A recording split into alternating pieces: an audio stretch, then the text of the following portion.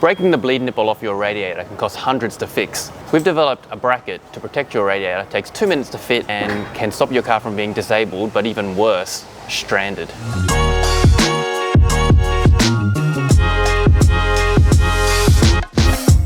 If you have a 150 Prado with the 3-litre 1KD engine, this bleed nipple is notorious for breaking.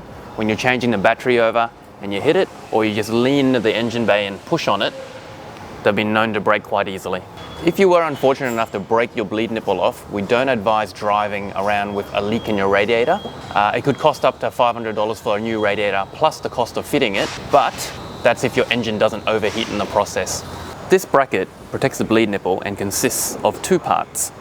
The top bracket locates on the top spigot here and has a bent tab which locates in a recess in the back of the radiator here.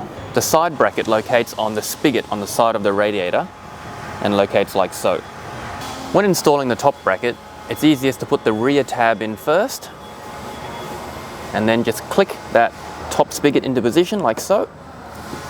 Move the side bracket into position, and with the mounting hardware supplied,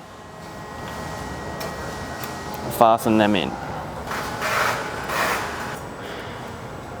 So before tightening up, I just like to square up the bracket and tighten up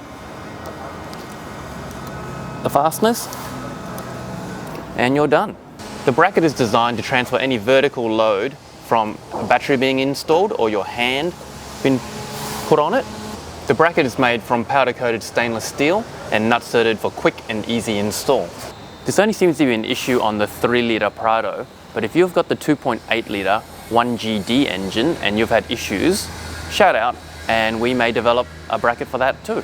If you'd like more information on this bracket or any of our products, visit kaon.com.au.